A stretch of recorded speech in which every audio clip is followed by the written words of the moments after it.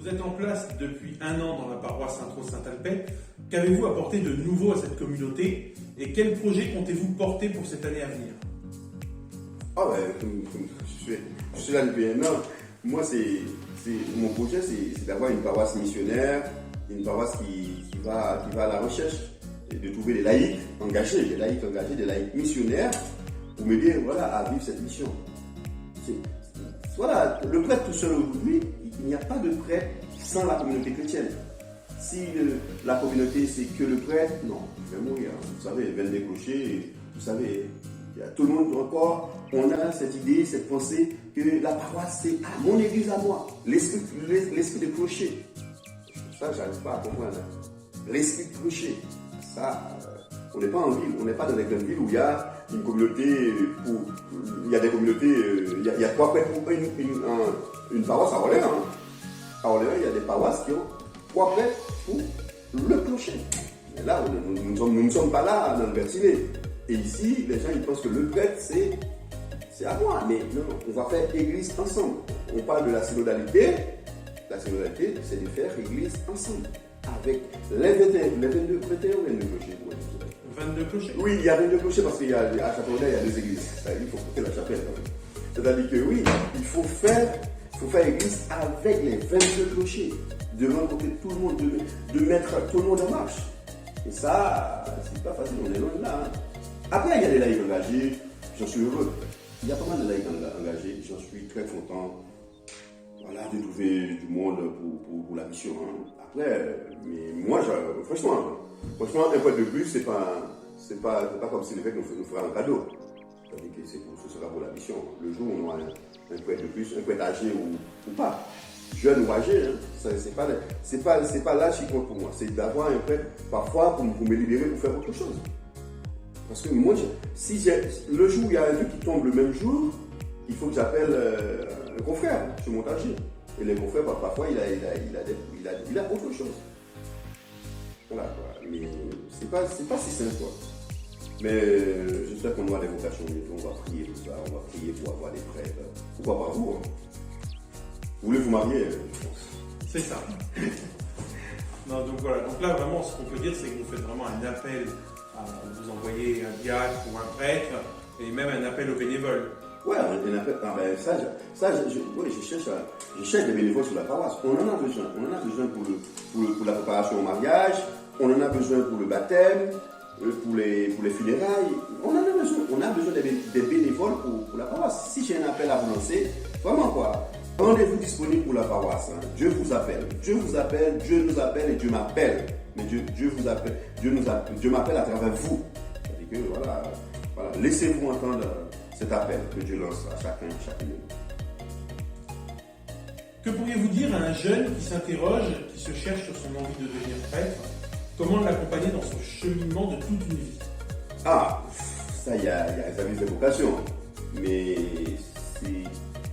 Par rapport à votre expérience personnelle, qu'est-ce que vous pourriez lui dire à ce jeune? D'abord, il faut qu'il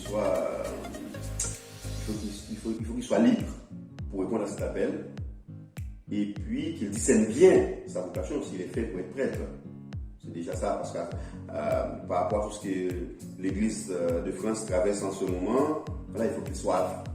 Voilà, est-ce que c'est vraiment un appel pour être prêtre ou est-ce qu'il veut rester célibataire? Je veux des hommes qui veulent se sacrifier, qui veulent se donner, c'est-à-dire faire le don de soi. Voilà, pour devenir prêtre, non pas parce que je voulais rester célibataire, je voulais rentrer au séminaire, non. Ça, je pense pas que quelqu'un qui soit libre, et quelqu'un qui veut être au service de l'Église, quelqu'un qui est prêt à servir l'Église dans sa mission. Quoi.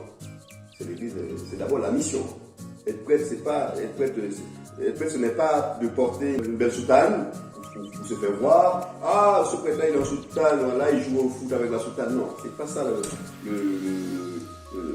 prêtre, c'est d'être au service, et puis au service de la mission, au service de l'Église.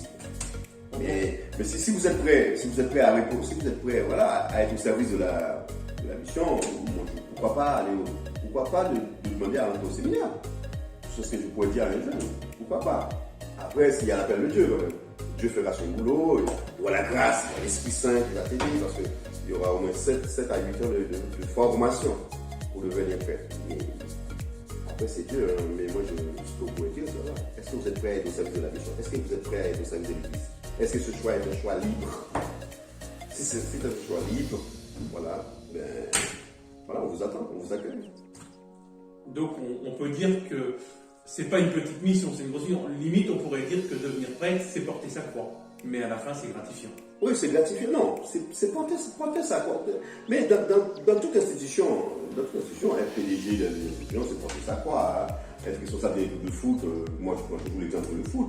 Moi, quand je vois quand on critique un président, un entraîneur, ça me fait beaucoup de mal. Parfois, voilà, le gars il fait tout pour que ça marche bien, mais c'est pas lui, c'est l'équipe. Mais dans toute institution, voilà, si ça ne marche pas bien, c'est celui qui est responsable qui va porter sa croix. La vérité, c'est pareil. Quand on est prêtre, on compte toujours sur le prêtre. Mais non, il ne faut pas toujours compter sur le prêtre. Tout. Voilà, aujourd'hui, un prêtre a 22 clochers. S'il n'y a pas des laïcs qui s'engagent vraiment, et heureusement qu'ici, moi je trouve que. Bon, là où j'étais aussi à Beaugency, Beaugency même Joudois, il y avait beaucoup de laïcs qui s'engageaient. Bon, c'est plus la ville. Mais ici, je suis à l'intégration, il y a pas mal de laïcs qui aident la paroisse. Hein, qui aident les paroisses, parce qu'il faut toujours passer aux paroisses. Et puis bientôt, on aura la paroisse unique. Ça, j'espère qu'on aura. Donc, quand je dis la paroisse unique, les autres paroisses resteront toujours une paroisse, mais on aura un lieu fixe, avec un nom fixe, où il y aura une église, où on célèbre pour les deux groupements, quoi, pour les deux secteurs. C'est ce que je voulais dire. Parce que quand on dit paroisse unique, Courtenay sera là, Hérouville restera à Hérouville, Mérinville restera à Mérinville, Fouchol, Friguère, Mel-le-Roi, Conflans, Saint-Germain-des-Prés, tout ça. Après, il faut faire avec. Hein, voilà. Mais moi, j'espère d'avoir un lieu fixe, une église fixe pour la paroisse unique qu'on aura bientôt, peut-être dans quelques mois ou dans quelques années. Ça, c'est sûr, c'est dans quelques mois peut-être. On va essayer de construire la paroisse unique.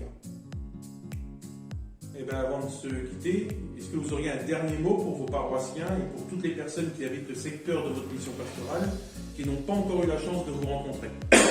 Moi, ce que je voulais dire, je suis là. Moi, je voulais rencontrer toute la paroisse.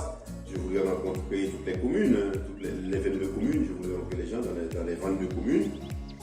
Le prêtre, il n'est pas prêtre que pour les chrétiens. Quand l'évêque il envoie un prêtre, il est prêtre pour pour tous les habitants de la commune. Moi, je suis prêtre pour Courtenay, tous les habitants de Courtenay, qu'ils soient musulmans, vaudouisants, je ne sais pas, il n'y a pas beaucoup de vaudouisants ici. Il n'y a pas beaucoup de musulmans non plus, mais qu'ils soient catholiques ou non catholiques, qu'ils soient mécréants. Je suis prêtre pour vous. C'est-à-dire que je suis là pour vous accueillir, pour vous écouter. C'est pour toutes les communes, c'est la même chose. Je suis là, je suis prêtre pour tous les habitants dans une commune, pour les 22 communes, pour tous les habitants des 22 communes que nous avons. Je suis prêt pour eux. Je vous attends. Voilà, s'il faut appeler, il y a des numéros de téléphone, il y a des numéros de la paroisse. Moi, je peux vous donner un numéro si vous voulez joindre le Père Julien. Son numéro, c'est 06 75 85 14 46. Et puis, si vous voulez un mail aussi, l'email, parce qu'aujourd'hui, on est très technologie. L'email, c'est vocajulien, en un seul mot, @yahoo.fr. Je serai très heureux de vous rencontrer et de faire votre connaissance parce que je suis prêt pour vous aussi, chrétien ou non chrétien. Père Else Julien. Donc alors le message est passé. Que vous soyez chrétien ou non, n'hésitez pas à venir rencontrer notre prêtre, le Père Julien. Vous pouvez le trouver à Courtenay et à Châteaurin. Mon père, merci beaucoup. Merci à vous, Emmanuel. Pour ce temps accordé. Merci aussi pour vous, pour ce temps que vous m'avez accordé et puis pour la paroisse. J'espère que ce temps sera fructueux pour la paroisse. Voilà. Et puis on se dit à bientôt. On se refera une interview prochainement. À bientôt, oui. Je serai très heureux de faire une interview encore. Hein. Je sais pas. Même demain, si vous voulez bien. Puis on verra à l'avenir. Merci beaucoup en tout cas. Merci et bonne soirée à vous. Hein. Bonne soirée. Merci à la technologie.